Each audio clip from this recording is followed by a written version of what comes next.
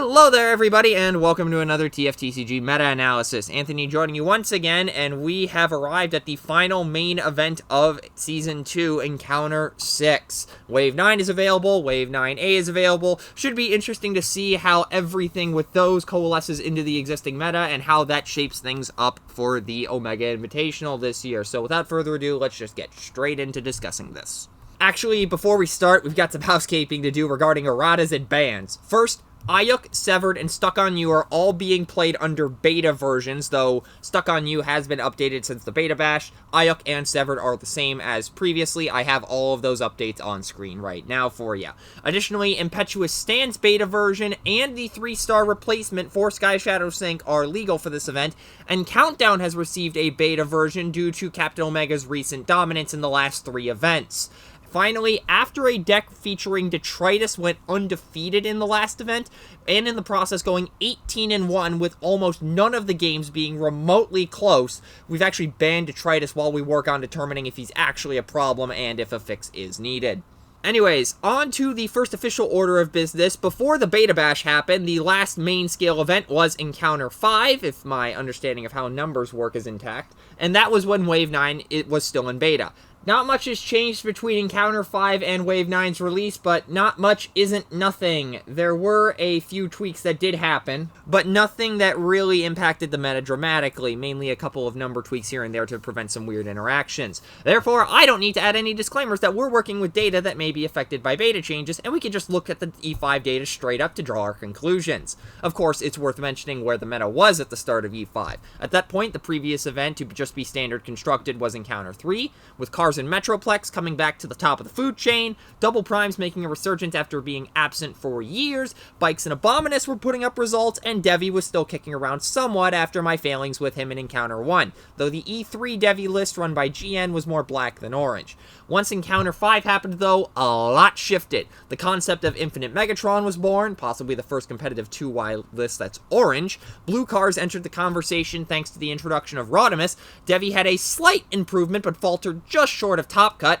thanks John, and 2 of the strongest defensive decks in the game showed up, Captain Omega and Apex Galaxy, and we should start with their individual deck discussions because these 2 are likely to define the event. Starting with Captain Omega, he is an absolute pain because he's able to attack the game on a fundamentally different axis, via your deck. If you run out of cards and have to reshuffle before you can pile enough damage onto the pieces, Captain Omega is just going to stonewall you and slowly chip you to death, as slow as a 7 attack combiner with Pierce 4 inbuilt can be.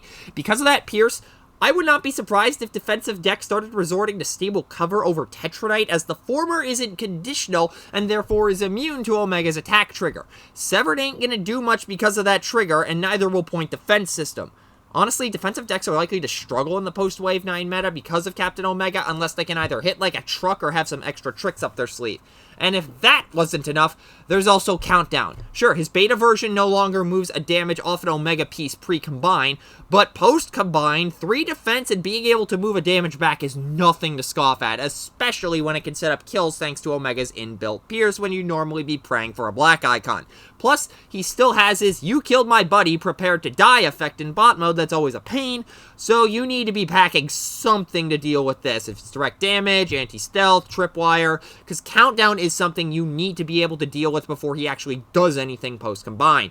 Additionally, you need to have a decent package of attack or defense boosting cards instead of bold or tough, otherwise you're going to burn through your deck way too fast and put yourself on the back foot. So I mentioned some techs you could possibly bring in, but are there any strategies that could take Omega down wholesale? First, I'm of the opinion that a more aggressive version of Double Primes could stand a decent chance. I'm not necessarily saying you should play that deck orange, that seems like a bad idea on principle, but stocking up on boosts like Leap into Battle and Heavy Handed can allow you to pump a lot of damage early without flipping many cards, and the deck's ability to recover Disarm, Tripwire, and Cayman is huge for getting rid of any X-Pads on Omega in the case of Disarm, and dealing with Countdown for the latter 2. You also need cards that add straight defense instead of tough, otherwise your advantage of not flipping many cards to punch hard gets mitigated, which admittedly sucks for Nemesis, but in my experience the deck doesn't necessarily need him firing off in order to win. Orange cars might also have a decent shot, but only if they're playing straight attack buffs and not bold, which given you have Cosmic Rust Cannon as a replacement for Power Punch, that's not too big of a deal. Their untapped shenanigans also give them extra opportunities to pour damage on the pieces, as well as artificially going wide for a shot at countdown or two, though getting the untaps might cause you to burn through your deck faster, so you gotta balance that one out. If Megs also works, as like double primes, it hits insanely hard without flipping many cards and is a pain on defense, which we actually did see play out in the Encounter 5 Top Cut, funnily enough. Finally, I think Abominus might also have a shot. With as little bold as possible, and the counter effects on Blot, Cutthroat, and Cinder Twin flipping them to bot mode, you could theoretically turbo into Abominus and fire 6 damage into Omega while flipping Countdown to his non-stealth mode, getting a shot at punting him. Then, you'll be able to load up for a combiner fight that you're likely to win thanks to the spread damage earlier combined with an increase in damage compared to what might have happened in the past thanks to Countdown's proposed nerf. This probably isn't all that can beat Omega, so if you're trying to find something else, you'll want to look for a deck that can hit extremely hard early on without the use of Bold. If you can do that, enough damage will get piled onto the pieces and it'll be much easier to clean up Captain Omega and Countdown.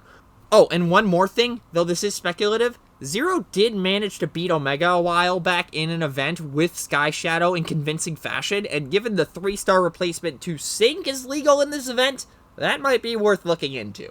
As for Apex Galaxy, this deck is the reason Bashing Shield is a balanced card. For those not familiar, the game plan is to load up Galaxy with his normal suite of health upgrades and Prime's new armor and energy pack, then use Stuck on You to be able to equip both Sound Barrier's armor mode and a copy of Apex armor, which the deck is able to play 2 of as you have Heroic Spotlight and 2 extra stars to play with due to Sound Barrier only being 6 stars. And let me tell you, having 2 damage moved back to you when you attack Galaxy is nasty. Plus, you can't simply use Cloud Cover or Hollow Matter to stop the whole thing, only part of it. In terms of what might actually beat this, I can tell you it ain't straight blue. Those decks simply do not have the firepower to punch through Galaxy's defenses, especially in the late game unless you have a constant stream of removal. And before anybody mentions Impetuous getting rid of Apex for the entire game, that is actually not that good of an idea because Galaxy can just play Apex again when he flips it with his bot mode. Vaporize or Bashing Shield or whatever is honestly the better play because it keeps it from being in the deck to be drawn or Galaxied for longer. And yes, I know Reclaim is a thing, but A, that's their action for turn instead of a secret action or Equipment Enthusiast or something, and B, Impetuous does delay that being an option, but given the amount of tough Galaxy has floating around in that deck, that delay is minimal. Your best option is to either honestly be packing Disarm or a ton of Pierce, and decks like Superion or black versions of Devi are primed to do that. There's also blue cars list that I mentioned earlier that use Rodimus to stack 3 matrices that can go artificially wide to get additional damage through. Captain Omega has a good matchup thanks to the deck's reliance on tough, plus it just has that one upgrade sweeping effect in combined mode. And double primes, like against Captain Omega, can just stock up on boost thanks to OPBL, and he also allows you to chain disarms via recovering them or spiking an open agenda off the top or just, playing it off the top on an attack, mitigating the removal issue I mentioned a moment ago. Anyways, there's 2 more decks I want to discuss that could potentially have some power as anti-meta calls due to Apex Galaxy and Captain Omega looking like the top dogs of the format. Blue Cars and Opportune Amalgamation. For the former, it heavily relies on Rodimus' strat to allow him to equip 3 matrices in combination with all the untapped shenanigans, Energon Axes, and Laser Cutlasses, but that combination holds a fair amount of power as Legendary proved in E5. Plus, given how tanky Rodimus is as a card truck, Team Up Tactics has a bit of extra value of not just being a crucial draw engine in addition to, likely, Sergeant Mirage, but also gives you a bit more resilience against the somewhat low damage values both Omega and Galaxy will be putting out in the early game, assuming they aren't in a best-case scenario. I will say, though, that while the E5 list Legendary was using as a good starting point, you probably need to find a way to cram more Pierce and to get some more consistency in terms of piling damage on in the early game. As for Opportune Amalgamation, the deck hasn't popped up since Encounter 1 of this season, but looking at that list, even though it was from a while ago, there's a lot of good stuff in there. Reprocess is essentially a green ramming speed thanks to Mega Ratchet, which makes it serve as constant, easy-to-access removal. It doesn't play bold or tough for the Omega matchup. It has Whipped into Shape and Exhaust to serve as Stonewalls against Galaxy. Opportune Offensive and Mega Ratchet's bot mode provide the deck with a healthy dose of Pierce, and it has some repair shenanigans of its own thanks to Mega Ratchet's ult mode, Opportune Repairs, Reprocess, and Toolbox. Though like with Rodimus cards, you might need to find a way to cram a bit more Pierce in, but that may not be as relevant if you can get the repair side of the deck going and stall the match long enough. As for other generally good decks this event, Infinite Meg showed in E5 it holds a ton of power thanks to its absurd combination of low bold firepower and card draw thanks to the Shanix Gun Megs loop, double primes like I've mentioned 4 times already, due to its toolbox nature allowing it to more easily combat the threats of the format. Orange cars are still nothing to scoff at, especially if you can find a way to cram some additional Pierce in. Superion looks to be back on the map after taking Apex Galaxy down and taking Infinite Megs to the brink in E5, and Abominus is always going to be on the radar given how nutty that combined mode is. There's 2 more decks I do want to discuss as well, and you probably know what one of them is if you know me, but let's talk some techs first. I've already mentioned Stable Cover as an anti-Omega tool and Tripwire as an anti-countdown tech, but I will also mention that Spy Sat is an anti-countdown tech, though Rodimus Card specifically might have a bit of a hard time with that due to wanting all the matrices on Rodimus at all times. There's also going to be Bellicosity all over the place as a trump card. System Reboot, or more likely Fog of War, might be good calls due to Captain Omega and Galaxy being reliant on equipment enthusiasts to an extent. Disarm is something you'll absolutely want to be packing for those two. And while Severed might not work at all versus Omega, it will do wonders against Devi, Abominus, and Superion once they combine, especially since those versions want to combine as soon as possible in several matchups. So if you're playing a deck where those guys want to combine quickly against you, this is worth packing in the side. And finally, for the decks I said I'd bring up later, we'll start with the new kid on the block, Scorponok. What's his place in the meta? Personally, I think orange builds of him are the way to go right now, with possibly a mixed build being viable as well. In my testing, blue builds, which I refer to as Turtlenok, are decent, but they just do not have the firepower or defensive capabilities to be able to deal with wide teams, and increasing the former of those to do that decreases his defense even further. Orange Knock has the Infinimegs advantage of punching for obscene numbers with very little effort, and while you're gonna suffer on the wheel turn, Omega and Apex Galaxy both really don't have wheel turns, so it's not really that big of a deal. If you do go this route, though, have a plan in place for Countdown, as Scorp really doesn't have the late-game resilience to bring down both Captain Omega and deal with a swing from Countdown. As for Mixed Knock, it has the advantage of more consistent Imperator Claw triggers, but might struggle with hitting the high numbers needed to deal with all the defensive powerhouses. Both have their advantages, though, and I'm sure somebody is working on a way to fix the bugs and give him a shot. And now it's time for everyone's favorite question. What does Hawk think Devi's going to do in this event? Honestly, in the current meta, a straight black or a blue-black build is your best call.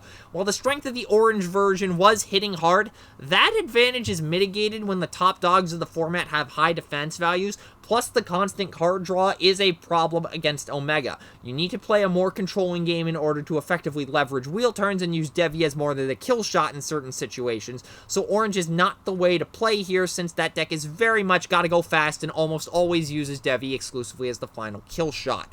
For more information on going with the control of Devi build, I'm very much not the expert there, so you'll probably want to talk to Wheeljank.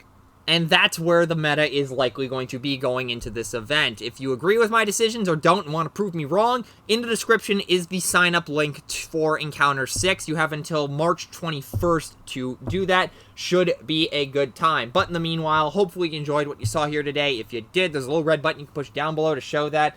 And, yeah, like I said, should be interesting to see where everything goes from here. But for now, that will do it for this video. Peace out, y'all.